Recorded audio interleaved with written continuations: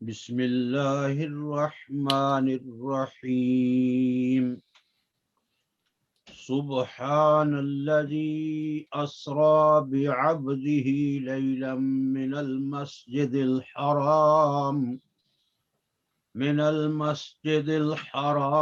إلى المسجد الأقصى الذي باركنا حوله لنريه من آياتنا إنه هو السميع البصير صدق الله العظيم وصدق رسوله النبي الكريم يا رب صل وسلم دائما أبدا على حبيبك خير الخلق كلهم سبحانك لا علم لنا إلا ما علمتنا إنك أنت العليم الحكيم.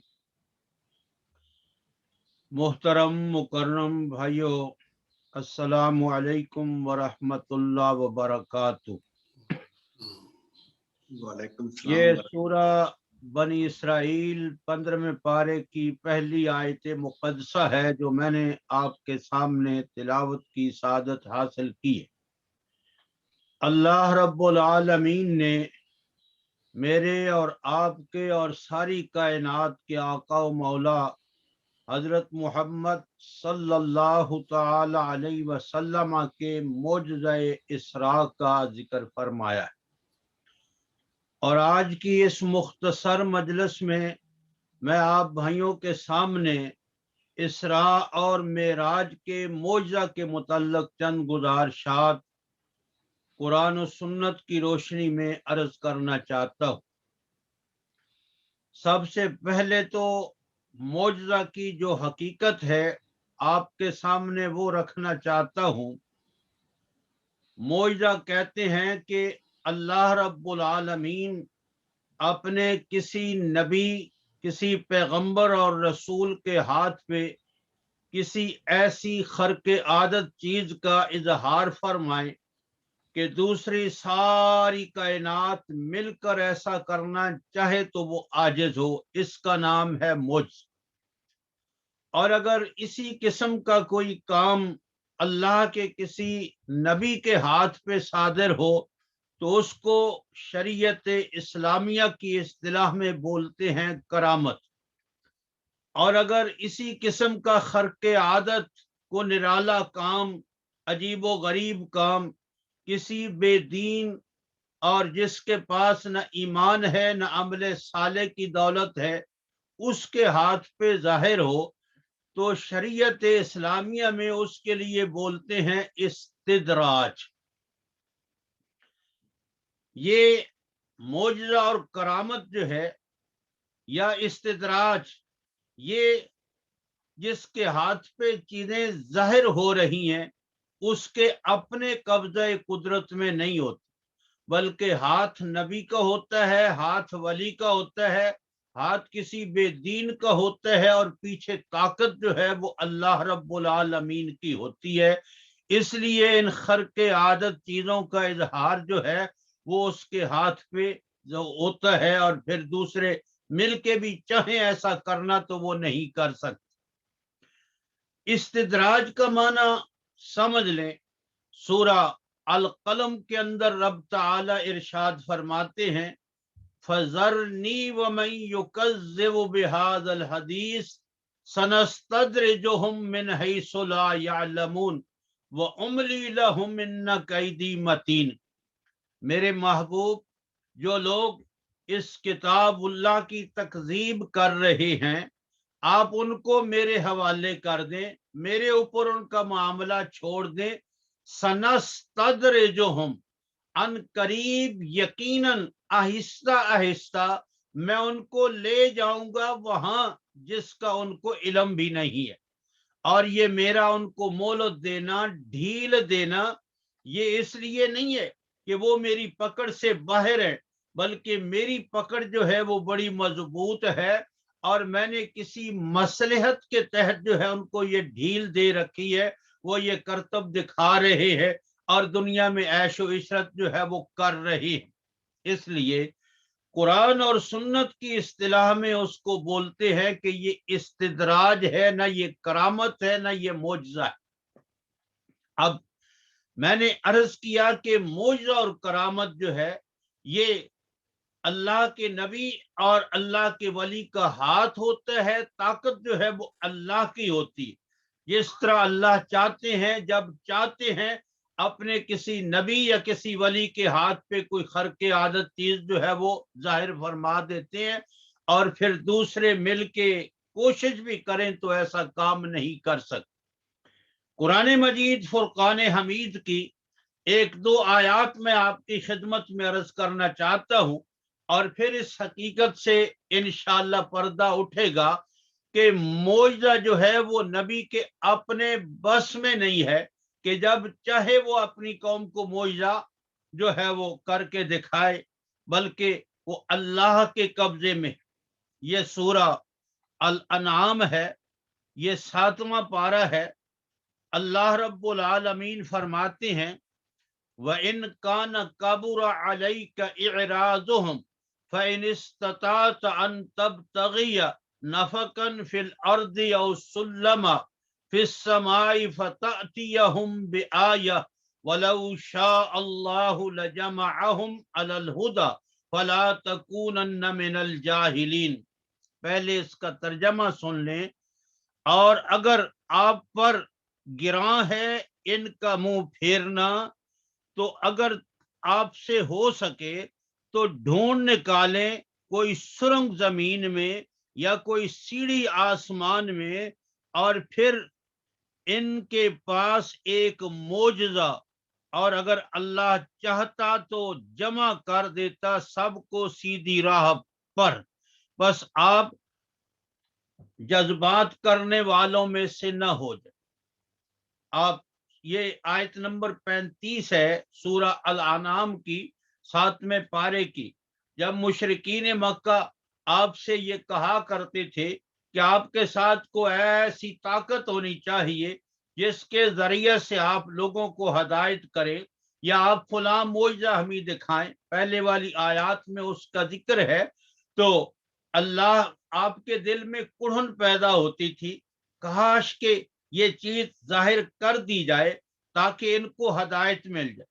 اس لیے کہ آپ لوگوں کی ہدایت کے لیے بڑے حریص تھے، اور بڑے ہی آپ کے دل میں اس بات کا جو ہے وہ شوق اور جذبہ تھا کہ لوگ ہدایت پہ آ جائیں اور جہنم سے بچ جائیں جو ہے۔ لیکن اللہ رب العالمین نے آپ کی اس کڑھن کو اور آپ کی اس دل کی کیفیت کو مد نظر رکھتے ہوئے فرمایا کہ میرے محبوب، اگر ان کا اعراض کرنا، ان کا بار بار آپ سے معجزہ طلب کرنا آپ کے اپنے بس میں ہے، تو پھر یا زمین میں سرنگ لگا کر وہاں سے کوئی چیز نکال کر دکھائے، یا آسمان پہ سیڑھی لگا کر وہاں چڑھے اور ان کی من مانی جو چیزیں ہیں اس کو آپ لا کر ان کو دکھائیں۔ فَتَأْتِيَهُمْ بِآيَةٍ، بس آپ لے آئے ان کے پاس جو ہے معجزہ۔ یہ اللہ کی حکمت کے خلاف ہے۔ اللہ یہ تکوینی امور ہیں، اللہ چاہتے تو سب کو ہدایت پہ جمع، آپ ایسے جذبات میں نہ آیا کریں۔ اور اسی طرح سورہ بنی اسرائیل کے اندر، جس کی میں نے آپ کے سامنے تلاوت کی ہے، رب تعالی نے آیت نمبر 90 اور 92 اور 93 میں اس بات کا جو ہے وہ ذکر فرمایا ہے۔ فرمایا وَقَالُوا لَن نُؤْمِنَ لَكَ حَتَّى تَفْجُرَ لَنَا مِنَ الْأَرْضِ يَنبُوعًا، اور بولے ہم نہ مانیں گے تیرا کہا جب تک تو نہ جاری کر دے ہمارے واسطے زمین سے ایک چشمہ، او تکون لک جنت من نخیل وعنب فتفجر الانہار خلالها تفجیرا، یا ہو جائے تیرے واسطے ایک باغ کھجور اور انگور کا، پھر بہائے تو اس کے بیچ نہریں چلا کر، او تسقط السماء کما زعمت علینا کسفا، औ तातिय बिल्लाहि वल मलाइकति कबीला, अगर होवे आसमान पर जैसा कि तू कहा करता है, टुकड़े टुकड़े, या ले आए अल्लाह को और फरिश्तों को सामने, औ यकूना लका बैतुम मिन ज़ुखरुफिन औ तरका फिस समा वलन नुअमिन लिरुक़िय्यिका हत्ता तुनज़्ज़िल अलैना किताबन नक़रअहु कुल सुबहान रब्बी हल कुन्तु इल्ला बशरर रसूला, या हो जाए तेरे लिए एक घर सोने का, या चढ़ जाए तू आसमान में, और हम न मानेंगे तेरे चढ़ जाने को जब तक कि न उतार लाए हम पर एक किताब जिसको हम पढ़ लें। तो कह, सुबहान है अल्लाह, मैं कौन हूं मगर एक आदमी हूं भेजा हुआ, यानी मैं तो एक अल्लाह का रसूल हूं और अल्लाह का बंदा हूं। मेरे अपने जाती तौर पे बस में नहीं है कि ये चीजें मैं तुम्हें करके दिखाऊं, ये तो अल्लाह के कब्जा कुदरत में है। तो ये आयत नंबर 90, 92 और 93 और 94 मैंने सूरा बनी इसराइल से 15वें पारे से जो है वो पेश की है। तो इन आयात से ये बात सामने आती है कि मौजज़ा जो है वो पैगंबर के अपने बस की बात नहीं है, बल्कि अल्लाह जब चाहे, जिस तरह चाहे, वो अपने नबी के हाथ पे जो है कुछ खरके आदत चीजें जाहिर फरमा देते हैं।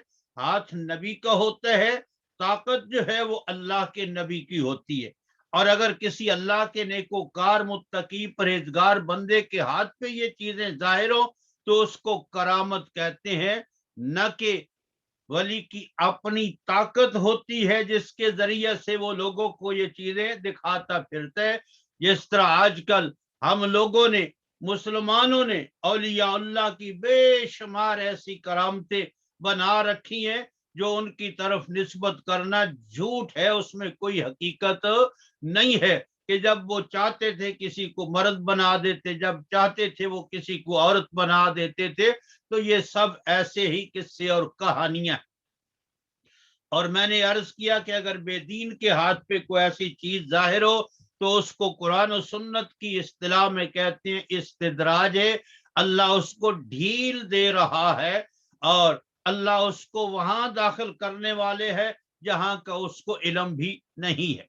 ये तो मौजज़ा और करामत और इस्तिदराज के बारे में बात जो है वो हुई। मेरे भाइयों, अब मैं पहले जो इस आयत करीमा का मुख्तसर तर्जमा और मफहूम है वो आपकी खिदमत में अर्ज करना चाहता हूं। फरमाया, सुबहान अल्लज़ी असरा बिअब्दिही, पाक है वो जात जो ले गई अपने बंदे को, लैलन, रात के एक हिस्से में, मस्जिद हराम से मस्जिद अक्सा तक, वो जिसके इर्द गिर्द को हमने बाबरकत किया था ताकि हम दिखाएं अपनी निशानियां। बेशक वही अल्लाह सब कुछ सुनने वाला और देखने वाला। अब ये लफ्ज़े सुबहान जो है इसका तर्जमा समझ लीजिए। आमतौर पे हम कुरान मजीद के अंदर भी कहते हैं पाक है वो जात, लेकिन ये तर्जमा सही नहीं है। और बाज बुजुर्ग तर्जमा करते हैं बेऐब है वो जात, ये तर्जमा भी सही नहीं है। इसलिए कि पाक तो अंबिया भी हैं, गुनाहों से पाक है, बेऐब भी अंबिया की शख्सियात हैं, इसलिए कि वो गुनाहों से पाक हैं, मासूम है। अल्लाह रब्बुल आलमीन जिस चीज से पाक है वो है कमजोरी। तो सुबहान का हकीकी माना है कि अल्लाह कमजोरियों से पाक। मैंने अर्ज किया कि बेऐब होना, पाक होना, आप बावुजू होकर अल्लाह के घर में बैठते हैं तो आप भी पाक होते हैं, लेकिन आप कमजोरियों से पाक नहीं होते। मिसाल के तौर पे अल्लाह रब्बुल आलमीन जनाब ईसा अलैहिस्सलाम और उनकी माँ मरियम सिद्दीका अलैहिस्सलाम के बारे में फरमाते हैं सूरा अल माइदा 6 पारे में, काना या कुलान तोआम, وہ ماں بیٹا دونوں کھانا کھاتے تھے. جو کھانا کھائے وہ کھانا کھانے کا محتاج ہے, اور کھانے کی جو چیزیں ہیں, پانی ہے, آٹا ہے, آگ ہے, اور یہ ساری چیزیں وہ اس کا محتاج ہوتا ہے. اور جو محتاج ہو, جس کے اندر یہ کمزوری ہو, وہ الہ نہیں ہو سکتا. تو اللہ کے تمام انبیاء علیہم الصلاۃ والسلام جو ہے وہ کھانا کھاتے تھے. کھانے سے پاک صرف ایک اللہ کی ذات ہے. جس طرح سورہ الانعام کے اندر فرمایا, الذی هو یطعم ولا یطعم, وہ ساری کائنات کو کھلاتا تو ہے لیکن اس کو کوئی نہیں کھلا سکتا, وہ کھلایا نہیں جاتا. اس لیے اللہ کے اندر یہ کھانے پینے کی کمزوری نہیں ہے. اور پھر انبیاء ہوں, اولیاء ہوں, یا ساری کائنات ہو, ان پہ نیند کا غلبہ طاری ہو جاتا ہے, اور نیند کی حالت میں وہ بے بس ہو جاتے ہیں. کسی چیز کی نیند کے اندر کوئی خبر نہیں ہو. تو اللہ فرماتے ہیں لا تاخذہ سنۃ ولا نوم, اللہ کی صفت یہ ہے کہ نہ اس کو نیند آتی ہے نہ اس کو اونگ آتی ہے. تو سبحان کا معنی یہ ہے کمزوریوں سے پاک. اب بعض لوگ یہ سوال کرتے ہیں کہ یہ اتنا لمبا سفر جو ہے مسجد اقصی اور مسجد حرام کے درمیان 40 دن کا سفر ہے, جو قافلے چلتے تھے سواریوں پہ ان کا, اور جہاز پہ بھی کافی لمبا کئی گھنٹوں کا یہ سفر ہے, تو یہ کیسی ایک رات میں اور رات کے ایک حصے میں طے ہو گیا؟ تو اللہ فرماتے ہیں کہ میرے محبوب نے یہ اپنی ذات کی نسبت سے سفر طے نہیں کیا, بلکہ وہ کمزوریوں سے پاک ذات ہے جس نے یہ سفر آپ کو طے کرایا ہے. اور آسمانوں پہ بھی وہ ذات کمزوریوں سے پاک ہے جو آپ کو لے گئی ہے. اس لیے لفظ سبحان کے لانے سے جتنے اعتراضات تھے کہ آپ کیسے گئے, کیسے ہوا, وہ کیسے میں سے ختم ہو جاتا ہے.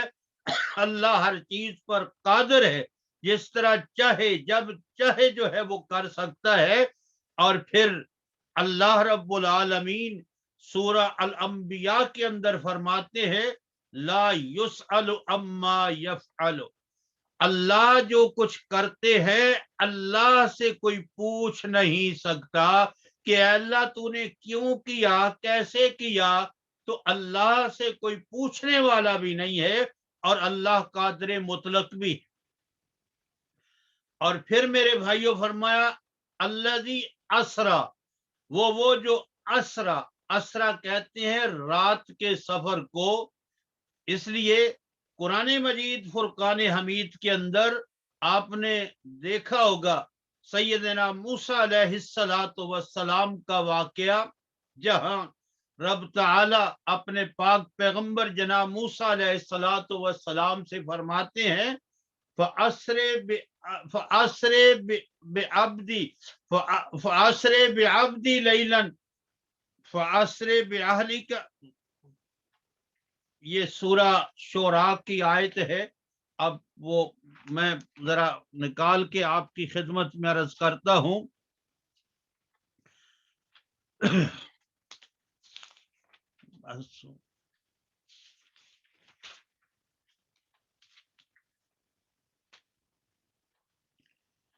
وَأَوْحَيْنَا إِلَى مُوسَىٰ أَنْ أَسْرِ بِعِبَادِي إِنَّكُمْ مُتَّبَعُونَ, یہ آیت نمبر جو ہے وہ 52 ہے.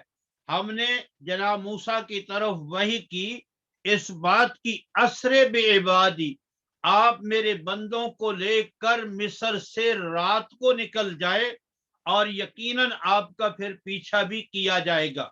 یہاں آپ غور فرمائیں کہ یہاں بھی اسرا کا لفظ ہے اور وہاں بھی اسرا کا لفظ ہے. وہاں کوئی نہیں یہ مراد لیتا کہ اے موسیٰ آپ ان کے جسم, ان کے وجود وہ تو مصر میں رہنے دے, لیکن ان کی روح کو لے کر آپ یہاں سے چلے جائیں. اگر ان کی روح نکل جاتی بنی اسرائیلیوں کی تو وہ تو سب مصر میں مر جاتے.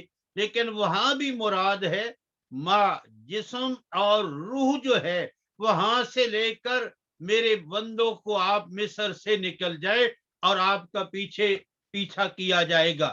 تو یہاں بھی اسرا ہے، اور اسرا کا معنی یہ ہے کہ روح اور جسم کے ساتھ کسی کو لے جانا، کسی کا جانا۔ اور پھر آپ نے فرمایا بے عبدی ہی، اپنے بندے کو۔ عبد کا لفظ آپ جانتے ہیں کہ وہ صرف روح پہ نہیں بولا جاتا، بلکہ وہ جسم اور روح دونوں پہ جو ہے وہ بولا جاتا ہے۔ آپ غور فرمائیں کہ جب کسی کے جسم سے روح نکل جاتی ہے تو پھر اس کو یہ بھی کوئی نہیں کہتا کہ یہ فلاں ہے، پھر اس کو بولتے ہیں یہ لاش ہے۔ لاش عربی لفظ کا زبان ہے، لا اور شے، اس کا معنی ہوتا ہے لا نہیں ہے، شے کچھ بھی نہیں۔ اب جسم تو موجود ہے، ہاتھ پاؤں موجود ہے، لیکن روح نکل گئی تو ہم کہتے ہیں کہ اب یہ کچھ بھی نہیں۔ پھر اپنی زبان میں ہم اس کو باڈی بولتے ہیں یا میت بولتے ہیں، علی ھذا القیاس جو ہے۔ تو اس لیے عبد کا لفظ اسی وقت انسان پہ بولا جاتا ہے جب روح اور جسم دونوں کے ساتھ جو ہے وہ موجود ہو۔ تو رب تعالی فرماتے ہیں پاک ہے کمزوریوں سے وہ ذات جو لے گئی اپنے بندے کو رات کے ایک حصے میں۔ یہاں میرے بھائیوں ایک حدیث پاک ہے مشکات شریف کے اندر، جس کی راویہ ہیں ام المومنین اما عائشہ صدیقہ رضی اللہ تعالی عنہا، فرماتی ہیں کہ ایک دفعہ جناب رسول اللہ صلی اللہ تعالی علیہ وسلم کے پاس اللہ کی طرف سے ایک فرشتہ آیا۔ اس نے آ کر آپ کی خدمت میں عرض کیا کہ اے اللہ کے نبی، اللہ کے رسول، اللہ آپ سے فرما رہے ہیں کہ آپ عبد ہونا پسند کرتے ہیں یا آپ بادشاہ بننا پسند کرتے ہیں۔ تو آپ نے جبرائیل امین سے مشورہ کیا کہ میں اس کو کیا جواب دوں۔ تو جبرائیل امین نے مشورے میں عرض کیا کہ آپ عبد ہونا اپنے لیے پسند کریں۔ اس لیے محدثین فرماتے ہیں ایک انسان کے لیے، ایک نبی کے لیے عبدیت کا جو مقام ہے، اس سے آگے اللہ کے دربار میں اور کوئی مقام نہیں ہے۔ عبدیت انسان کے لیے سب سے بلند مقام ہے اللہ کے دربار عالی میں۔ اس لیے جب اللہ رب العالمین نے مکہ سے لے جانے کا اعلان فرمایا، سبحان الذی اسری بعبدہ، پاک ہے وہ ذات جو لے گئی رات کو اپنے بندے کو۔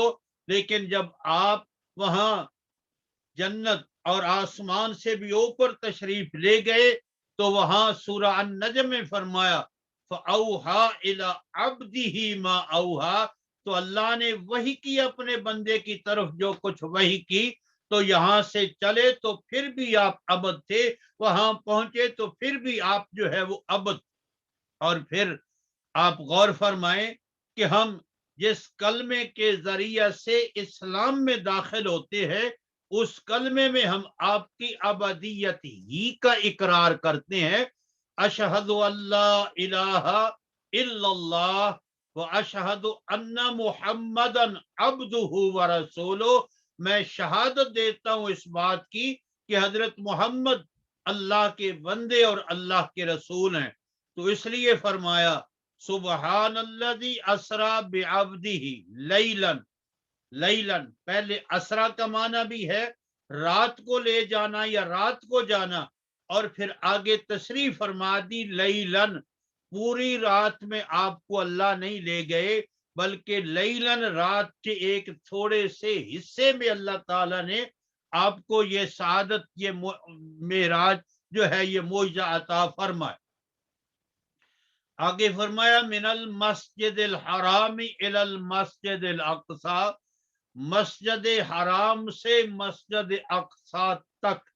یہ جو من اور الہ ہے آپ اس پہ غور فرمائیں، یعنی مسجد حرام سے جب آپ مسجد حرام میں تشریف فرما تھے تو مسجد اقصی تک آپ کو لے گئے، یعنی اس وقت آپ مسجد اقصی میں تشریف فرما نہیں تھے، جب آپ مسجد اقصی میں تشریف فرما تھے تو آپ مسجد حرام میں موجود نہیں تھے۔ جب آسمانوں پہ گئے تو نہ آپ کا وجود اقدس مسجد حرام میں تھا نہ ہی مسجد اقصی میں تھا۔ تو اس لیے ہر جگہ موجود ہونا یہ اللہ کی صفات میں سے ایک صفت ہے۔ کوئی انسان یا کوئی پیغمبر یا کوئی فرشتہ ہر جگہ نہ وہ حاضر نادر ہو سکتا ہے نہ موجود ہو سکتا ہے۔ اس لیے من سے الا من تک اور پھر سے تک کا جو درمیانی سفر ہے وہ آپ نے طے فرمایا۔ اور پھر مسجد اقصی میں انبیاء علیہم الصلاۃ والسلام آپ کے منتظر تھے۔ انتظار اسی کا ہوتا ہے جو وہاں موجود نہ ہو، اگر موجود ہو تو پھر اس کے انتظار کا تو سوال ہی پیدا نہیں ہوتا۔ اور فرمایا بارکنا حولہ، اس مسجد اقصی کے ارد گرد کو ہم نے بابرکت بنایا، روحانی طور پہ بھی اور مادی طور پہ بھی۔ مادی طور پہ اس سرزمین کو اللہ تعالیٰ نے بڑا ہی زرخیز بنایا ہے، روحانی طور پہ وہاں ہزاروں انبیاء علیہم الصلاۃ والسلام آرام فرما ہے۔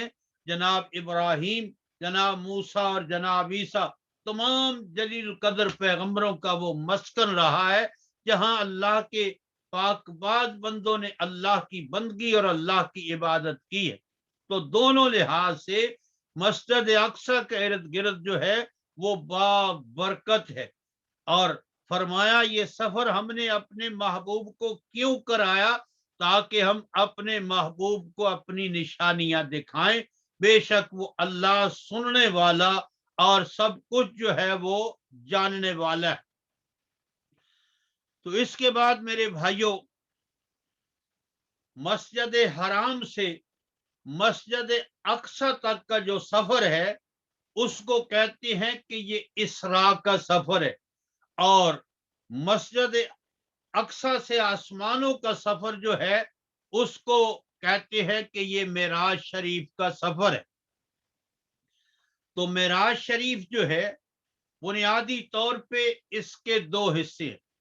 ایک حصہ وہ ہے جو قرآن مجید کے اندر ذکر ہوا ہے، اور اس حصے کے اندر رب تعالی نے اس بات کا ذکر کیا ہے کہ اللہ نے اپنے محبوب حضرت محمد صلی اللہ علیہ وسلم کو معراج کیوں کرایا، اور حدیث پاک کے اندر معراج کے اس حصے کا ذکر ہے کہ یہ سفر کیسے ہوا اور کیسے جو اللہ تعالیٰ نے اس سفر میں اپنے محبوب کو نشانیاں جو ہے وہ دکھائی ہیں۔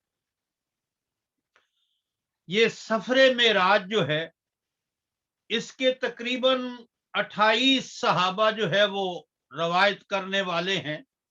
ان میں سے 7 وہ ہیں جو اس وقت موجود تھے جب اللہ تعالیٰ نے اپنے محبوب کو یہ معجزہ معراج شریف جو ہے وہ عطا فرمایا، اور باقی 21 وہ ہیں جنہوں نے سن کر آپ سے اور ان صحابہ سے سن کر جو ہے اس سفر معراج کو بیان فرمایا ہے۔ اور یہ سفر معراج جس طرح ہم بیان کرتے ہیں ایک ترتیب کے ساتھ، اس طرح حدیث پاک کے اندر یا صحابہ میں سے کسی نے اس کو اس طرح بیان نہیں کیا، بلکہ اس کے کچھ حصے مختلف صحابہ نے اپنی اپنی روایات میں جو ہے وہ ذکر کیے ہیں۔ بارکیف جب آپ طائف سے واپس آئے اور سیدہ خدیجہ الکبریٰ رضی اللہ تعالی عنہا سلام اللہ علیہا اور جناب ابو طالب، ان دونوں ہستیوں کا جو بظاہر آپ کے مکہ میں حمایتی تھی، انتقال ہو گیا۔ آپ نے اس سال کو عام الحزن یعنی غم کا سال جو ہے وہ قرار دیا، اور طائف میں جو آپ کے ساتھ سلوک ہوا وہ آپ سب جو ہے وہ جانتے ہیں۔ تو اس کے بعد رب تعالی نے یعنی 12 سال جب پورے ہو گئے، 13ویں سال میں یہ معجزہ معراج شریف جو ہے وہ آپ کو عطا فرمایا۔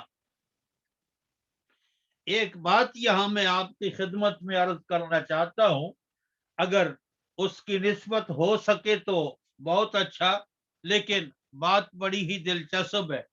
ایک کتاب ہے جس کا نام ہے علماء ہند کا شاندار ماضی.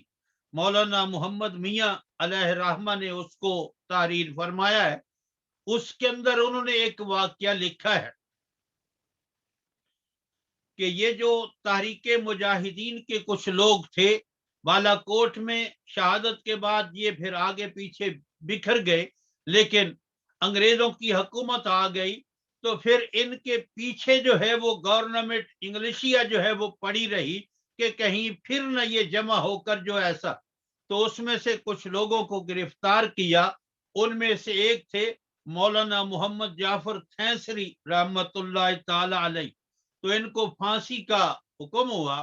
جب یہ جیل میں تھے تو کچھ صاحب لوگ دیکھنے کے لیے ان لوگوں کو جاتے تھے کہ اب جن کو پھانسی کا آرڈر ہے ان کا حال کیا ہوگا. تو یہ بھی بعض لوگوں کا شغل ہوتا ہے، دلچسپی. جس طرح جاج کہا کرتا تھا کہ جب میرے سامنے کسی بندے کو قتل کیا جاتا ہے وہ تڑپتا ہے تو اس وقت جو مجھے سرور آتا ہے کسی اور چیز میں مجھے وہ سرور نہیں آتا. تو اسی طرح کچھ لوگ دیکھنے کے لیے جو ہے تو یہ بڑے حشاش بشاش بڑے خوش. تو ایک دن کسی نے پوچھا کہ آپ کو تو پھانسی اور آپ اتنے حشاش بشاش. کہا ہماری مراد پوری ہو رہی ہے، ہماری تمنا پوری ہو رہی ہے. شہادت سے بڑھ کر ایک مومن کے لیے اور کیا شہادت ہو سکتی ہے، ہم اس لیے خوش ہیں. تو پھر فیصلہ ہوا ان کو کالے پانی جزیرہ انڈمین میں یا مالٹا میں جو اس کا نام تھا وہاں بھیج دیا جائے. تب وہاں سے جب ان کو وہ سی پورٹ یعنی بندرگاہ میں لے جایا گیا تو ایک گاڑی کے اندر ایک ڈبے کے اندر پنجرا بنایا گیا، اس کے اندر جو ہے ان کو بند کر دیا گیا. تو مولانا محمد جعفر تھانسری رحمت اللہ علیہ اپنی سبان حیات میں خود لکھتے ہیں، یہ علماء ہند کا شاندار ماضی اس کتاب کے حوالہ سے، کہ اس گاڑی کے ڈبے میں جب اس میں پنجرے میں بند تھا تو میں نے اب آنکھیں بند کر لی اور درود پاک کا ورد شروع کر دیا. گاڑی چلی ہوگی کہاں تک اور مجھے غشی آئی. میں اس پنجرے میں گرا، جس طرح بھی گرا تو اس غشی کے عالم میں مجھے سرکار دو عالم صلی اللہ تعالی علیہ وسلم کی زیارت ہو گئی. اور فرماتے ہیں پھر ہم زندگی میں وہاں قید میں بھی پہنچے، پھر وہاں سے ہماری رہائی بھی ہوئی، پھر میں اپنے گھر بھی آیا، پھر اللہ تعالیٰ نے مجھے مال و دولت اولاد سب کچھ عطا کیا. لیکن فرمایا کرتے تھے کہ میری یہ خواہش اور تمنا ہے کاش کہ پھر وہی مال گاڑی کا ڈبہ ہو، وہی پنجرا ہو، وہیں میں کھڑا ہوں، وہاں میں گروں اور پھر ایک دفعہ مجھے اپنے محبوب کی چند لمحے زیارت ہو جائے. وہ جو کیفیت تھی وہ میں کبھی نہیں بھول سکتا. تو عرض کرنے کا مقصد یہ ہے کہ جب کسی ہستی کو اپنے محبوب کی زیارت ہوتی ہے تو وہ پھر پہلے والی پیچھے والی تمام تکالیف جو ہے وہ بھول جاتی ہیں، پھر وہ گھڑی ہی یاد رہتی ہے. تو سرکار دو عالم صلی اللہ علیہ وسلم نے اللہ کی رضا کے لیے بہت پریشانیاں اٹھائی تھیں مکہ مکرمہ میں، اور آپ کے صحابہ کو تکلیفیں دی گئیں. طائف کے اندر جو آپ کے ساتھ ہوا وہ تو آپ اب بھی پڑھتے ہوئے کوئی اہل ایمان میں سے اپنے آنسو نہیں روک سکتا. تو پھر اللہ تعالی نے اپنے محبوب کو معراج شریف کا معجزہ عطا فرمایا، اپنا دیدار کروایا، جنت اور جہنم اور دوسرے جہان کی آپ کو اللہ تعالی نے سیر کرائی تاکہ وہ پچھلے تمام غم اور تکلیفیں اس سفر کی وجہ سے آپ کے دور ہو جائے. یہاں ایک اور بات بھی میں آپ کی خدمت میں عرض کرنا چاہتا ہوں. یہ ایک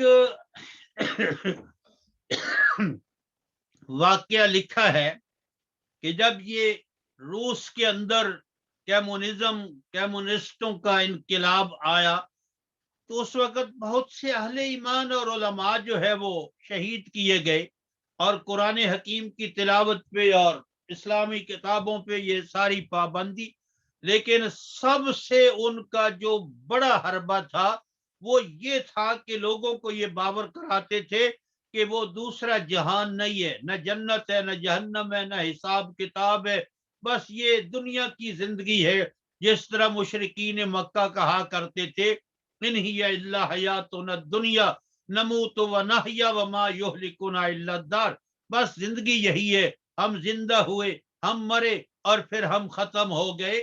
تو وہ کمیونسٹ جو ہے وہ بھی یہ لوگوں کو باور کراتے تھے جو باقی بچے کہ یار وہ آخرت نہیں ہے، حساب کتاب نہیں ہے، جنت جہنم نہیں ہے، خواہ مخواہ اس چکر کو تم چھوڑو اور آزادانہ جو ہے وہ زندگی گزارو. تو اسی طرح ان کا ایک آدمی یہ اعلان کر رہا تھا بازاروں میں، گلیوں میں، کوئی آخرت نہیں ہے، کوئی جنت نہیں ہے، کوئی جہنم نہیں ہے. تو ایک عالم دین اندر چھپے ہوئے تھے، انہوں نے جب یہ صدا سنی تو کہا یہ تو میرے دین کو، میرے قرآن کو اور شریعت کو چیلنج کر رہا ہے بے ایمان. وہ پھر اپنی جان کی پرواہ کیے ہوئے باہر آ گئے. انہوں نے اس سے کہا کہ تمہیں کس طرح پتا ہے کہ وہ دوسرا جہان نہیں ہے؟ تو اس داریے نے کہا کہ بھائی دوسرے جہان کے پتہ ہونے کی دو ہی صورتیں ہیں. ایک تو یہ ہے کہ آدمی خود وہاں گیا ہو، اس نے سب کچھ دیکھا ہو کہ وہاں سب کچھ موجود ہے، اور یا پھر کوئی وہاں جانے والا گیا ہو، اس نے دیکھ کر آ کے بتایا ہو کہ وہاں سب کچھ جو ہے وہ موجود ہے. تو وہ مسلمان عالم جو تھا انہوں نے کہا ہم خود تو نہیں گئے، لیکن ایک ہستی وہاں گئی تھی جنہوں نے سب کچھ دیکھا تھا اور پھر واپس آ کر ہم کو خبر دی تھی کہ وہ دوسرا جہان بالکل موجود ہے، جنت بھی جہنم بھی ہے. تو وہ داریہ بھی پڑھا لکھا تھا. اس نے کہا اچھا پھر آپ کی شریعت میں، آپ کے دین میں جب کسی بڑی چیز کی گواہی ہوتی ہے تو کم از کم اس کے لیے دو آدمی ہوتے ہیں، اور آپ کہتے ہیں کہ ایک ہی آدمی وہاں گیا تھا جس نے سب کچھ دیکھا اور خبر دی، اور پوری جو ہے لوگوں نے اس ایک آدمی کی بات کو مان لیا. تو ایک کی گواہی تو آپ کے ہاں معتبر ہی نہیں ہے. تو اس عالم دین نے اس داہریے کو کہا کہ بعض ایسے معاملات ہوتے ہیں جہاں ایک کی گواہی بھی معتبر ہوتی ہے، ماننا پڑتی ہے. داریے نے کہا وہ کیسے، آپ کو مثال دیں. کہا دیکھیے آپ اپنے باپ کے بیٹے ہیں، یہ بات آپ کو کس نے بتلائی ہے؟ ماں نے بتلائی ہے. تیری ماں کے علاوہ کوئی اور نہیں جانتا کہ تو اپنے باپ کا نطفہ ہے یا کسی اور کا ہے. لیکن اب اگر تیری ماں یہ بتلاتی ہے کہ تو اپنے باپ کا حلالی بیٹا ہے تو تیری ماں کے اس میں بڑے فوائد ہیں. ایک تو حرام کاری کی نسبت سے وہ بچتی ہے، شریف اور معزز خاتون جو ہے وہ کہلاتی ہے، اور دوسرے اگر وہ مار جائے، تو مار جائے، تو اس کی جو وراثت ہے وہ تجھے ملتی ہے. تو اس کے تو بے شمار فوائد ہیں، اور وہ ایک ہی گواہ ہے جس کی گواہی پہ تجھے حلالی بیٹا مانا جاتا ہے. اور میں جس ہستی کی بات کر رہا ہوں وہ ہے کہ جن کی امانت اور دیانت پہ ان کے دشمنوں کو بھی یقین تھا، جو ہمیشہ سچ ہی بولتے تھے، اور جن کا اس جہان کی خبر دینے میں اپنا ذاتی کوئی فائدہ نہیں تھا کہ کوئی اس کو مانے یا نہ مانے. اس پاک ہستی نے وہاں سب کچھ دیکھ کر آ کر جو ہے مجھے اس بات کی اطلاع دی ہے کہ وہاں سب کچھ موجود ہے، جنت بھی موجود ہے، جہنم بھی موجود ہے، پرسلات بھی موجود ہے، اور سب کچھ موجود ہے جس بات کی خبر دی گئی ہے. تو میرے خیال میں ہو سکتا ہے کہ رب تعالی نے اپنے محبوب کو یہ اعزاز معجزہ معراج شریف والا اس لیے بھی عطا فرمایا ہو تاکہ بعد میں ہو سکتا ہے کوئی یہ اعتراض کرے کہ وہاں تو نہ کو خود گئے ہے نہ کسی نے دیکھا ہے، ہم کیسے مان سکتے ہیں؟ لیکن مسلمان الحمدللہ آج سینے پہ ہاتھ رکھ کر یہ کہہ سکتا ہے کہ ہم اس لیے مانتے ہیں کہ ہمارے آقا و مولا حضرت محمد صلی اللہ علیہ وسلم وہاں خود تشریف لے گئے اور وہاں سب کچھ دیکھ کر آئے اور انہوں نے آ کر ہم کو اس بات کی جو ہے وہ خبر کی۔ تو میرے بھائیوں، یہ سفر معراج جو ہے، یہ اس کے اندر رب تعالی نے اپنے محبوب کو اپنی بے شمار نشانیاں جو ہے وہ دکھائی، اور یہ سب تفصیل کے ساتھ تو میں اس مختصر وقت میں کچھ عرض نہیں کر سکتا، لیکن ان میں سے چند ایک کا ذکر جو ہے وہ میں آپ کی خدمت میں عرض کرتا ہوں۔ آپ فرماتے ہیں کہ میں حرم پاک میں، بعض روایات میں آتا ہے کہ آپ حتیم میں، بعض میں آتا ہے کہ آپ کے ام ہانی رضی اللہ تعالی عنہ کے گھر میں بس نیند اور جگنوٹی کی حالت میں تھا، تو جبرائیل امین آئے اور انہوں نے آ کے عرض کیا کہ اللہ آپ کو بلا رہے ہیں۔ تو پھر آپ کا سینہ اقدس جو ہے وہ شق کیا گیا، اس کو آب زمزم سے دھویا گیا، اور اس کے اندر جو ہے وہ حکمت و دانائی اور علم اور تحمل اور بردباری سے بھرا ہوا ایک تھال سونے کا داخل کیا گیا، پھر اس کو سی دیا گیا۔ یہ علماء اس کی وجہ بیان کرتے ہیں کہ جب ہم نے کسی دوسرے ملک میں جانا ہوتا ہے تو ایک ٹیکہ لگواتے ہیں تاکہ وہاں کی آب و ہوا جو ہے وہ اس آب و ہوا سے مختلف ہوگی، تاکہ وہاں کی آب و ہوا اس ٹیکے کے ذریعے سے ہم برداشت کر سکے، کوئی جراثیم اور کوئی بیماری نہ لگ جائے۔ تو اللہ نے اپنے محبوب کو آسمانوں پہ بلایا، وہ ایک دوسرا جہان تھا، تو اس لیے آپ کا پہلے آپریشن کروا دیا گیا تاکہ آپ قابل ہو جائیں کہ وہاں کی آب و ہوا اور دوسرے جہان میں جو کچھ ہے اس کو دیکھنے کی طاقت اور تحمل آپ کی ذات گرامی میں پیدا ہو جائے۔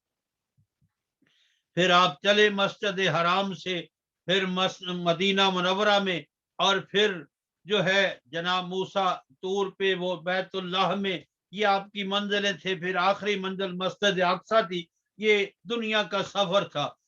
تو اس راستے میں آپ کو جہاں اور چیزیں دکھائی گئیں، ان میں سے ایک یہ بھی تھا کہ ایک نہایت عورت کی شکل و صورت کی بوڑھی جو بڑی اور سنوری ہوئی تھی، تو آپ نے اس کو بھی دیکھا۔ تو پوچھا جبرائیل یہ کیا ہے؟ فرمایا اللہ تعالیٰ نے اس دنیا کو ممثل کر کے آپ کو دکھایا ہے کہ اب یہ دنیا ختم ہونے کے قریب ہے، اس لیے اس کا بچپن بھی گزرا، اس کی جوانی بھی گزری، کہولت پن کا دور بھی گزرا۔ اب جس کو ہم کہتے ہیں نا شیخ فانی، جب نہ ہاتھ کام کرتے ہیں، نہ پاؤں، نہ آنکھیں، نہ کان، نہ دماغ، یہ اس حالت کو پہنچ چکی ہے۔ ان قریب یہ دنیا ختم ہونے والی، اور آپ نے خود بھی فرمایا کہ میں آخری نبی ہوں، تم آخری امت ہو، میرے بعد نہ کو نبی ہے، تمہارے بعد نہ کو امت ہے، اور میں اور قیامت آپس میں اس طرح ملے ہوئے ہیں جس طرح شہادت کی اور بڑی انگلی جو ہے وہ آپس میں ملی ہوئی ہوتی ہیں۔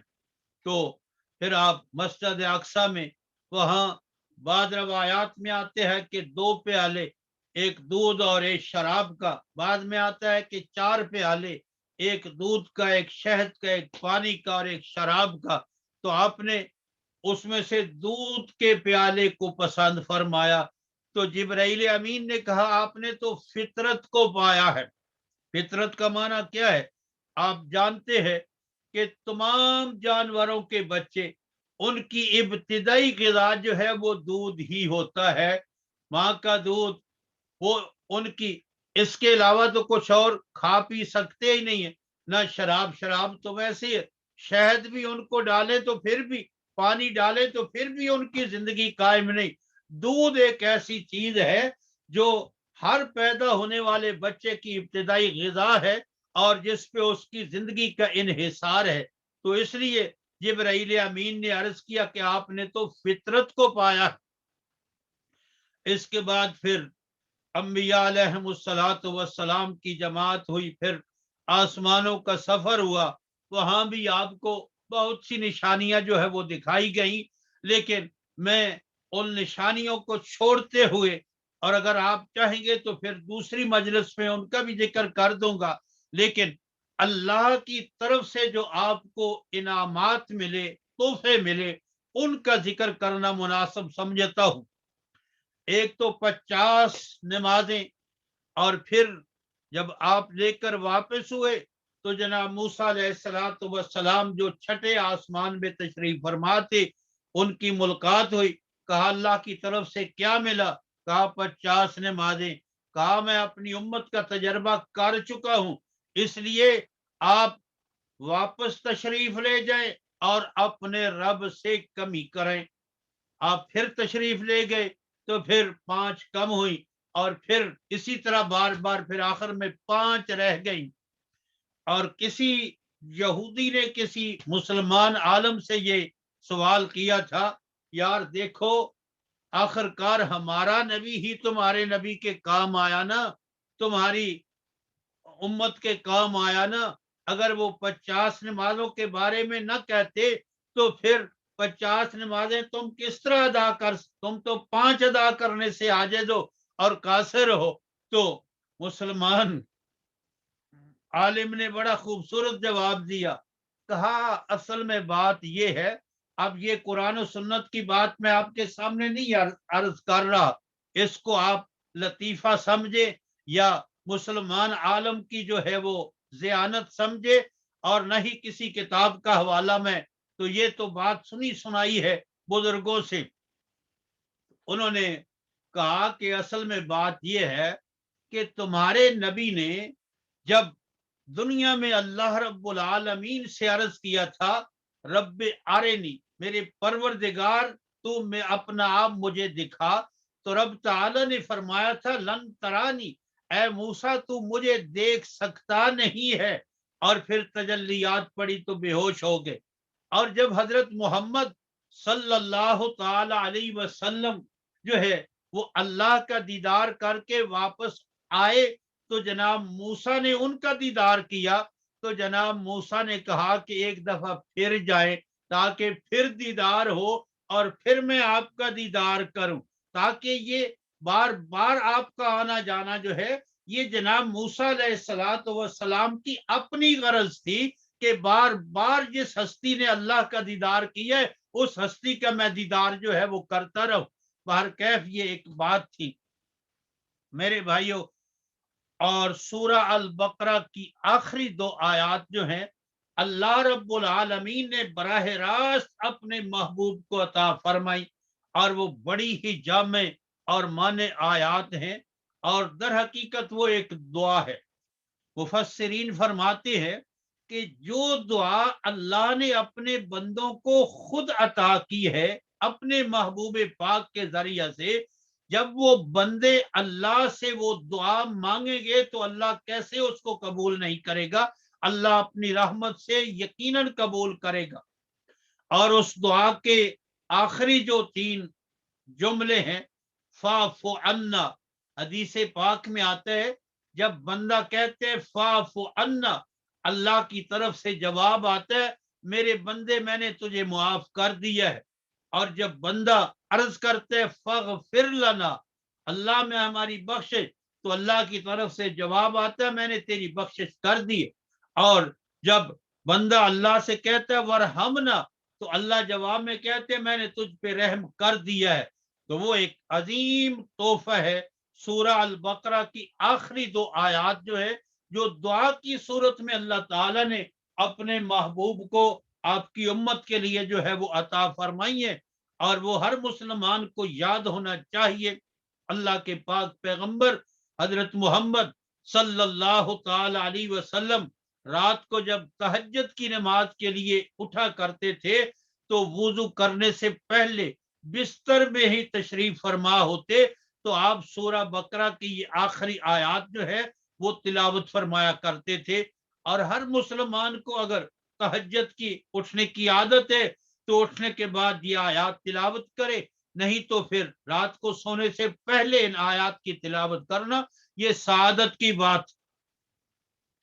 اور تیسرا انعام یہ دیا، فرمایا آپ کی امت میں سے جو شرک لے کر نہیں آئے گا تو میں چاہوں گا تو اس کی بخشش کر دوں گا، شرک ہوگا تو پھر بخشش کا سوال ہی پیدا، شرک نہ ہوا تو پھر میں چاہوں گا تو اس کی بخشش کر گاؤں۔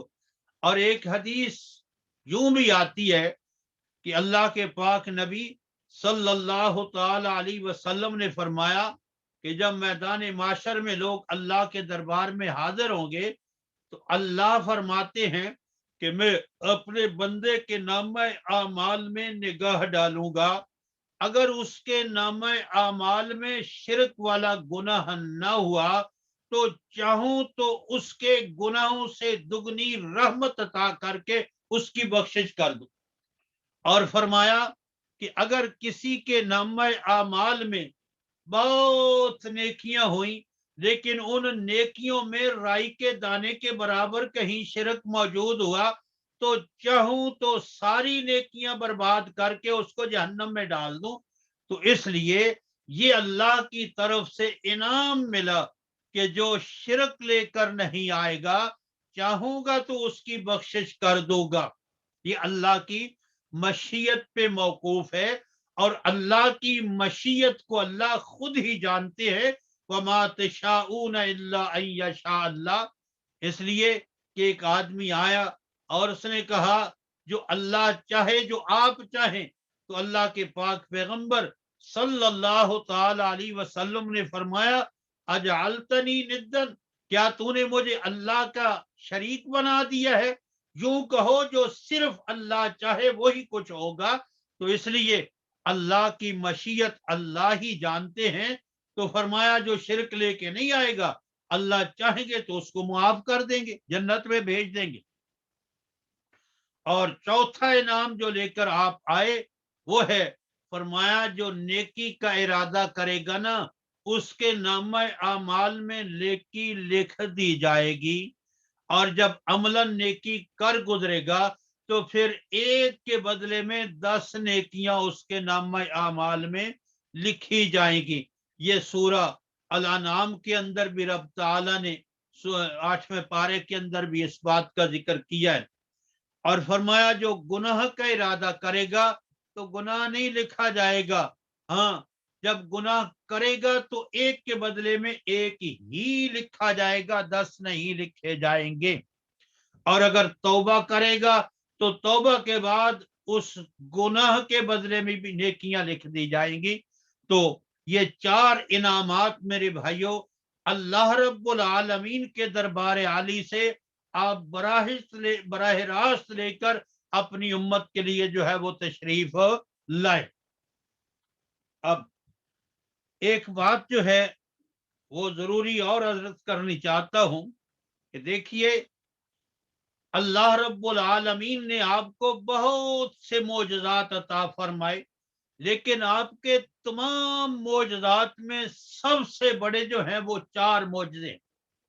ایک تو یہی معجزہ معراج شریف جو ہے یہ آپ کے معجزات میں سب سے بڑا معجزہ ہے، اور اس کی علت اور اس کا سبب علماء یہ لکھتے ہیں کہ جب آپ نے اللہ رب العالمین کے لیے عاجزی کو اختیار فرمایا، یعنی طائف کے بازاروں میں پتھر بھی کھائے لیکن بد دعا نہیں کی بلکہ ان کے حق میں دعا کی، کسی کے حق میں آپ نے دعا بلکہ ان کی جو ہے وہ حریص رہے، تو اللہ کے سامنے کبھی شکوہ بھی نہیں کیا، تو اللہ رب العالمین نے اس عاجزی کے بدلے میں آپ کو معجزہ معراج عروج والا عطا فرمایا۔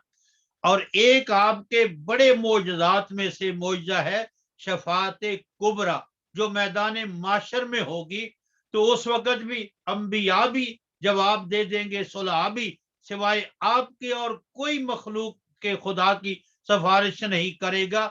اللہ کے پاک نبی نے انسانوں کے لیے عاجزی کو اختیار کیا، کبھی آپ نے کسی آدمی، کسی غلام، کسی جانور کو اپنے ہاتھ سے نہیں مارا، کسی کو گالی نہیں دی، جتنا بھی کسی نے ستایا اس کو معاف کر دیا، بلکہ اللہ نے فرمایا فاعف عن وصفہ، آپ معاف بھی کرے، وصفہ آپ اس کے حق میں دعا بھی کریں۔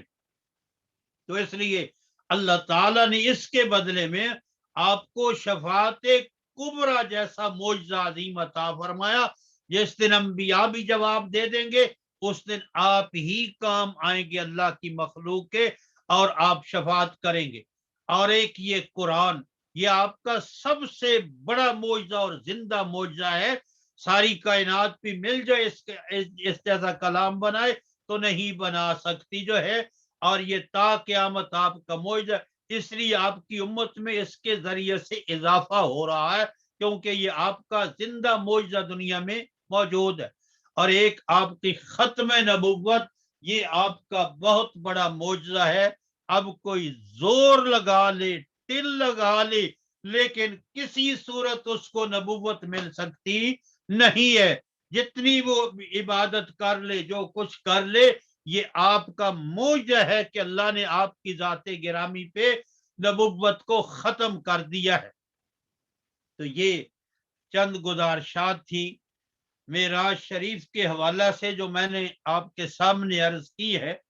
اور یہ موضوع جو ہے, یہ مضمون کو اتنا مختصر نہیں ہے کہ 1 گھنٹے کی مجلس میں اس کا حق ادا کیا جائے, بلکہ اس کے لیے تو کئی ہفتے چاہیے اور کئی گھنٹے چاہیے کہ منو ان جو ہے کہ یہ قرآن مجید کے اندر جو اللہ نے اس معجزہ معراج شریف کے ذریعے سے پیغام دیا ہے وہ بیان کیا جائے. اور پھر یہ سفر معراج جو ہے اس کی وہ تمام حقیقتوں کو بیان کیا جائے جو بخاری اور مسلم اور دوسری حدیث کی کتابوں میں جو ہے وہ موجود ہے. تو یہ جو چند چیدہ چیزیں تھیں جو میرے اپنے علم اور سمجھ کے مطابق تھیں, وہ میں نے آپ بھائیوں کی خدمت میں عرض کر دی ہیں. آپ جو سوال کرنا چاہے اس کا جواب میرے علم ہوا تو میں عرض کر دوں گا, نہ ہوا تو پھر یہ معذرت ہے. اللہ تعالیٰ آپ کا حامی و ناصر ہو. اللہ تعالیٰ ہم سب کو اپنے دین حقہ کی خدمت کی اخلاص سے کے ساتھ توفیق عطا فرمائے. وما توفیقی الا باللہ علیہ توکلت و الیہ انیب. جزاک اللہ خیر, بہت شکریہ مولانا خالد محمود صاحب. جو ساتھی سوال کرنا چاہتے ہیں وہ کر لیں.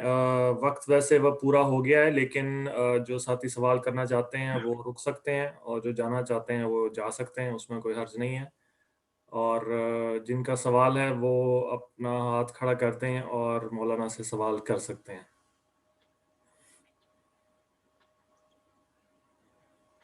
کسی بھی قسم کا کوئی بھی ذہن میں کوئی اشکال ہو معراج کے حوالے سے کوئی بھی ہو, چاہتے ہوں, کوئی شرم کی بات نہیں ہے. یہ کھل بالکل کے جی, کھل سیکھنے کے, کا موقع ہے ہمارے لیے جی کہ میں آپ کوئی کا بھی خادم ہوں. سیکھنا چاہتے ہیں, کوئی علم حاصل کرنا چاہتے ہیں تو وہ ضرور اس میں بڑھ چڑھ کر حصہ لیں. ریاض بھائی سن رہے ہیں جی؟ ہاں جی, ریاض صاحب سن رہے ہیں. جی مولانا میں سن رہا ہوں. اچھا ریاض بھائی, یہ آپ جو ہے نا ایک چیز نوٹ کر لیں, وہ جو میں نے آپ کو حدیث بتائی تھی نا جی طبرانی شریف کی, جی وہ ہے 491 نمبر حدیث جو ہے, ٹھیک ہے ماشاء اللہ, نوٹ کر. اور بہقی کے اندر جو ہے وہ 7006 اور 8 جو ہے جی یہ حدیث ہے جس کے اندر وہ قبر کے اندر پڑھنے کا جو ہے وہ ذکر آیا. جی جی نمبر ایک دفعہ پھر جی 491 نمبر ہے طبرانی شریف کی حدیث کا جی. جی ٹھیک ہے, مہربانی, شکریہ مولانا محترم. بہقی کا نمبر ہے 7006 اور 8 جی, 7006. 7068. جی شکریہ.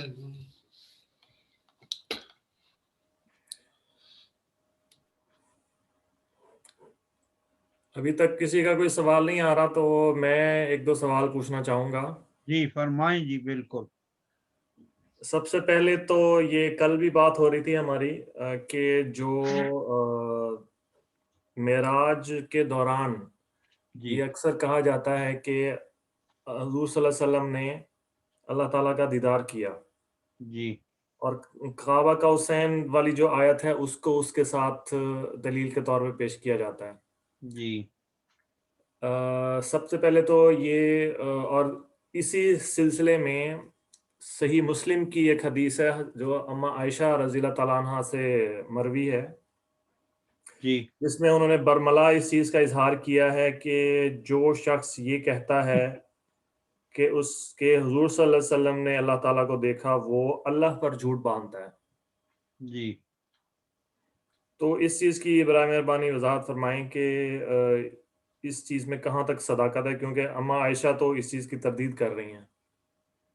یہ آپ مختلف تفاسیر میں یا حدیث کی شرح میں دیکھیں گے نا جی، مسلم شریف کے جو شروعات ہیں اس کے اندر وہ احادیث میں درج ہے جس کو حضرت عبداللہ ابن عمر، عبداللہ ابن عباس جو ہے ان کی رائے یہ ہے کہ نبی پاک نے اللہ کا دیدار کیا ہے۔ اما عائشہ صدیقہ کی رائے یہ ہے کہ اللہ کی تجلیات کا اور جبرائیل امین کو اللہ کے پاک نبی نے جو ہے وہ دیکھا ہے۔ اب جب صحابہ کے درمیان یہ مختلف ہی چیز ہے جی، تو اس لیے ہم تو اس کا کوئی فیصلہ نہیں کر سکتے۔ اس موقع پر، معراج کے موقع پر اما عائشہ نے اس کی تردید کی ہے، لیکن ایک اور حدیث ہے ترمذی شریف کی جی جس کا کہ حوالہ نمبر ہے 3233، جی جو حضرت معاذ رضی اللہ تعالیٰ عنہ سے روایت ہے کہ جی اس حدیث میں، اور علامہ البانی نے بھی اس کو صحیح قرار دیا ہے، جی کہ وہ جو خواب کے دوران حضور صلی اللہ علیہ وسلم میں ایک رات ان کو اونگ آئی اور ان کو خواب میں جو ہے وہ اللہ تعالیٰ کا دیدار ہوا، اور جی اس حدیث کے بارے میں کہا جاتا ہے کہ وہ جو دیدار ہوا وہ صحیح تھا، لیکن کیونکہ وہ ایک خواب کی حالت تھی، کیونکہ جو جی جسمانی طور پر جب یا انسانی آنکھ جو ہے وہ اللہ تعالیٰ کو نہیں دیکھ سکتی، جس کا کہ ہمیں حضرت موسیٰ والی جو آیات ہیں ان سے بھی اس کی ہمیں ملتا ہے، دلیل ملتی ہے۔ نہیں، آیت تو ایک دوسری بھی ہے نا جی، لا تدرک الابصار وهو یدرک الابصار۔ اما عائشہ صدیقہ نے یہی آیت جو ہے وہ پیش فرمائی تھی جی جی کہ اللہ جو ہے وہ آنکھوں کو پا سکتا ہے لیکن اللہ کو کوئی آنکھ نہیں پا سکتی۔ یہ سورہ انعام کی 7ویں پارے کی آیت ہے۔ جی لیکن جو صحابہ یا جو بزرگ قائل ہیں نا جی اللہ کے دیدار کے جی، وہ کہتے ہیں کہ اللہ کے پاک نبی نے اپنی اس دنیاوی زندگی اور طاقت، بلکہ اللہ تعالیٰ نے آپ کو وہ آخرت والی جو ہے وہ طاقت عطا فرما دی تھی جو ہے، وہ اس کی تعویل کرتے ہیں جی۔ تو میں نے پہلے عرض کیا ہے کہ اب البانی صاحب رحمہ اللہ تعالیٰ نے یہ تطبیق دی ہے، لیکن دوسرے میں پڑھ رہا تھا انوار البیان، مولانا عاشق الہی صاحب جو انہوں نے مدینہ میں تفسیر لکھی ہے، انہوں نے کہا کہ اجماع ہے امت کا دیدار پہ جو ہے۔ تو اب دونوں چیزیں ہیں میرے عزیز بھائی جو ہے، اس لیے ہم عاجز تو تھوڑے علم والے تو فیصلہ نہیں کر سکتے نا جی اس کا جی۔ صحیح ہے، ٹھیک ہے۔ جی ہاں، تو باقی ایمان اور کفر کی بھی کوئی بات نہیں ہے کہ اس میں یقیناً کوئی ایمان اور کفر کی بات ہو۔ جب صحابہ میں اس چیز کو مختلف ہی، تو یہ بڑے بڑے علماء کا پھر کام ہے، یا تو پھر وہ بڑوں کی میں بات آپ کی خدمت میں عرض کر رہا ہوں، البانی صاحب اور مولانا عاشق الہی دونوں پائے کے برابر کے دو صاحب علم بزرگ ہیں جو ہے یہ جی، بہت بڑے عالم جی، اس جی میں جو ایک قاعدہ جو ایک بتایا جاتا ہے جی کہ جو ایک مجموعی قاعدہ ہے جس پر کہ ہم ایک یعنی کہ قانون جس کو کہہ لیں، جو اللہ کا قانون ہے یا اللہ کا جو قاعدہ ہے، اس کے مطابق تو یہی ہے کہ دنیاوی زندگی میں یا دنیاوی جسمانی جو ہماری حیات ہے جی ہاں اس کی حالت میں کوئی بھی اخروی جو چیز ہے یا اللہ تعالیٰ کا جس طرح دیدار ہے جی وہ ہم نہیں دیکھ سکتے، لیکن جو خواب کی جو حالت ہے وہ بعین ہی ایک سمجھ لیں کہ اخروی ایک اس حالت سے ملتی جلتی ہے، کیونکہ سونا بھی اس کو موت سے ہی قرار دیا گیا ہے، نیند کی جو حالت ہے۔ تو جی اس جی لیے جی خواب میں جو بھی چیز نظر آتی ہے اس کا جو ایک حلیہ ہے یا اس کا جو ایک کہہ لیں کہ قانون ہے، وہ دنیاوی اور جو حیاتی زندگی ہے اس سے مختلف رہے گا۔ تو نہیں، اس بنا بالکل پر آپ کی یہ بات جو چیز ہے نا جی وہ ٹھیک ہے، لیکن جو دیدار کے قائل ہیں نا جی وہ بھی یہی تعبیل کرتے ہیں اس بات کی جو کہ اللہ تعالیٰ نے وہ جو آخرت والی زندگی کی طاقت ہے یا صلاحیت ہے وہ عطا فرما دی تھی اس کے ذریعے سے جو ہے. تو باقی وہ جو عام قصے کہانیاں جو ہیں وہ اس کی تو کوئی حقیقت نہیں ہے نا جی. لوگ بیان کرتے ہیں کہ ادھر سے میں آیا ہوں ادھر سے اب تو بھی آ, تو یہ تو ایسے ہی کفریات ہیں جی. جی تو جی یہ تو ویسے میرا اپنا خیال بھی یہی ہے جو آپ کہہ رہے ہیں, سچی بات یہ سمجھ میں آئی. لیکن صحابہ کے درمیان یہ چیز ہے جی, تو اس لیے ہم یہ اتنی سختی کے ساتھ نہیں کہہ سکتے کہ وہ صحابہ غلط تھے علیاذ باللہ جی. تو ٹھیک ہے. دوسرا یہ کہ جی اللہ تعالیٰ نے جتنے بھی معجزات انبیاء کو عطا کیے ان کا جی مقصد تھا کہ اس سے اس نبی کی جو ہے وہ جو نبی دیکھنے کی والے ہیں عظمت اور وہ لوگوں کی ہدایت کے لیے دکھائے تھے. ہدایت کے لیے بالکل. جی اور وہ ہدایت. جس طرح آپ نے بتایا کہ وہ ان کے اپنے ان کی اپنی خواہش کے مطابق بھی معجزہ نہیں آتا تھا یا ان کے اپنے جی بس جی بھی نہیں تھا. جی تو ہاں یہ جو معراج کا جو معجزہ ہے قرآن میں تو صرف ذکر ہے مسجد حرام سے مسجد اقصیٰ تک, اس کے علاوہ ہمیں کوئی اس کا ذکر نہیں ملتا. تو نہیں, کیا سورہ نجم میں پھر آگے کا ذکر ملتا ہے نا جی. سورہ وہ نجم, کس طریقے سے؟ سورہ نجم یہ 27ویں پارے کی صورت ہے نا جی. جی جی وہاں کچھ آیتوں میں جو ہے اس کا ذکر ملتا ہے نا جی. ما زاغ البصر وما طغى لقد رأى من آیات ربہ الکبریٰ تو فأوحى إلى عبده ما أوحى.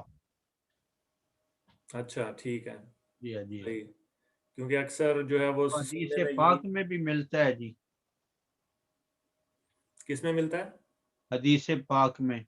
اچھا جی ہاں, اگر کیونکہ آپ چاہیں تو میں وہ تمام احادیث جو ہے اگلی مجلس میں آپ کے سامنے عرض کر دوں گا ان میں یہ. جی بالکل, وہ اگر آپ بتا دیں تو بہت نوازش ہوگی. اور دوسرے نمبر پر ایک اور چیز جی جو کہ اکثر سننے میں ملتی ہے جی کہ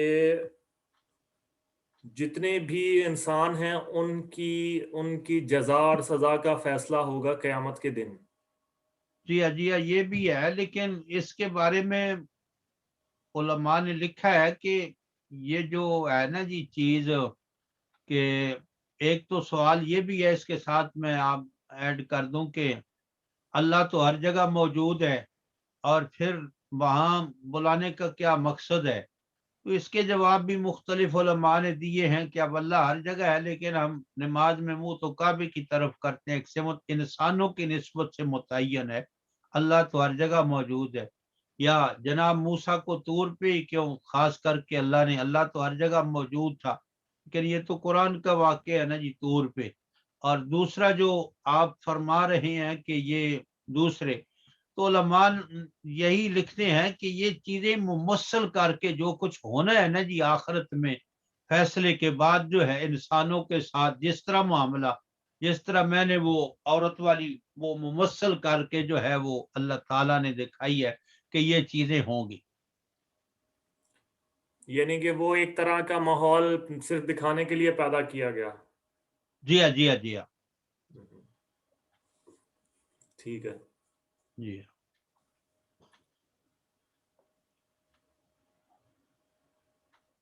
ٹھیک ہے جی, بہت شکریہ, بہت نوازش. کوئی اور سوال کرنا چاہ رہے ہوں کوئی اور بھائی؟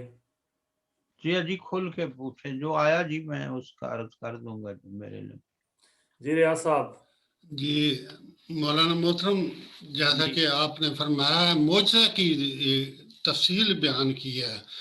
اگر جو عاطف بھائی نے سوال کیا کہ اللہ کو دیکھا ہے تو پھر یہ معجزہ ہے. اللہ تعالیٰ اپنے پاس اپنے طریقے سے اپنی طاقت کے ذریعے اللہ کے نبی کو اپنے پاس بلا رہا ہے. تو اس میں کوئی بھی چیز دکھائے تو وہ اللہ اور اللہ کے نبی کے درمیان کی بات ہے. ممکن تو ہو سکتی ہے نا, جب وہ آسمانوں پہ جا سکتا ہے تو پھر وہ زیارت بھی اگر کرا دے تو وہ اس کا اور اللہ کا یہ, لیکن عام شریعت میں تو نہیں نا ہے یہ چیزیں. بس یہ میں نے عرض کیا ہے نا جی کہ صحابہ کچھ کہتے ہیں کہ دیدار ہوا ہے اما عائشہ صدیقہ کا مسلک یہ ہے رضی اللہ تعالیٰ عنہ کہ نہیں ہوا جی. تو اس لیے ہم ان بڑوں کے بارے میں تو کوئی فیصلہ نہیں کر سکتے جی. یا بڑے جو علماء ہیں، علماء حق جن کو ہم مانتے ہیں کہ وہ علماء حقانی میں سے ہے، تو ان کے بارے میں بھی ہم کوئی ایسی رائے نہیں دے سکتے جی. تو اس لیے یہ کوئی ایسی بات نہیں ہے کہ کوئی دیدار کو مانے یا نہ مانے، اس سے ایمان میں کوئی فرق نہیں آتا جی.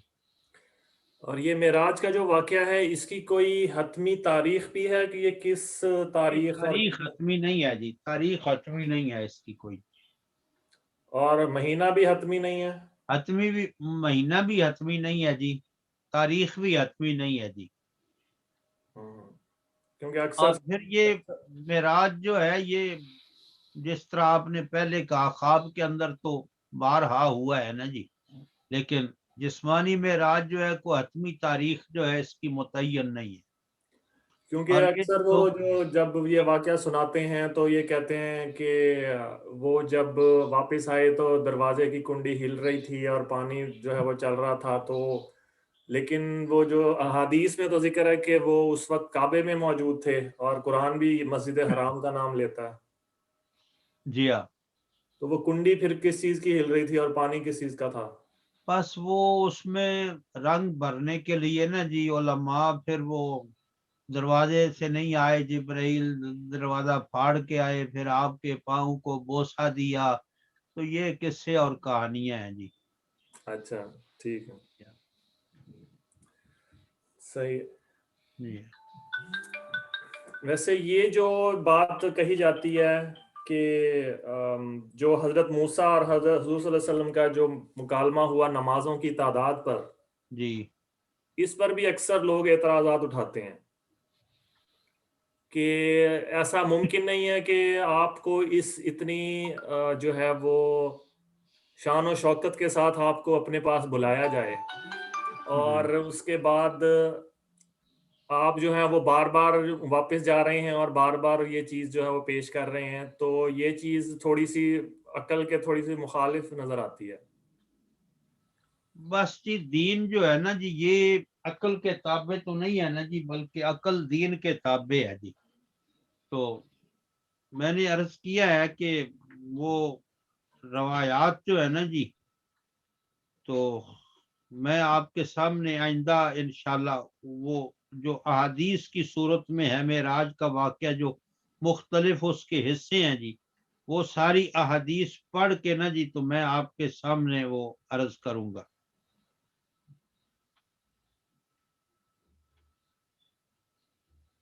اور اس میں یہ واقعہ موجود ہے جی. جی ٹھیک ہے، بہت شکریہ جی. وہ احادیث تو میں نے پڑھی ہیں، ان میں تو یہ ذکر ہے. جی ہے نا جی. جی جی جی ہاں، بس وہ حدیث میں ذکر ہے پھر آگے تو کوئی اس میں کوئی ایسی چیز بھی نہیں ہے جی. اب دیکھیں نا جی وہ بھی تو حدیث ہے، جب صحابہ کھجوروں پہ پیوند کرتے تھے تو نبی پاک نے فرمایا چھوڑ دو. تو جی جی جی ہاں، صحیح ہے. تو اللہ تعالیٰ کی اس میں کوئی حکمت ہوگی جی. کیونکہ اس کا پھر ہمیں یہ جواز اس طریقے سے بھی ملتا ہے نا، کیونکہ قرآن میں جتنی جگہ پر بھی نماز پڑھنے کا ذکر ہے، نماز کے اوقات جو بتائے گئے ہیں، جی جی تو وہ بھی مخصوص 5 اوقات ہی ہمیں ملتے ہیں. جی اور نماز کا جو حکم آیا ہے وہ تو یعنی کہ پھر وہ صحیح طور پر جو آیا ہے جی وہ مکہ سے ہی شروع ہو گیا تھا یا مدینہ میں مکمل ہوا تھا؟ نہیں، فرض نماز جو ہے نا جی اس صورت میں وہ تو معراج کے بعد ہوئی ہے. پہلی جو نمازیں تھی نا جی وہ نفلی حیثیت سے تھی، اس لیے کہ نماز تو شروع جناب آدم سے چلی آتی تھی نا جی. جی ٹھیک ہے، یہ صحیح. اس طرح منظم طریقے سے جو ہے نا جی یہ معراج کے بعد ہی ہوا ہے. اچھا ٹھیک ہے، جی ٹھیک ہے، بہت شکریہ، جزاک اللہ خالد محمود صاحب. اور کسی ساتھی نے سوال کرنا ہو تو پوچھ لیں ورنہ پھر دعا کرتے ہیں.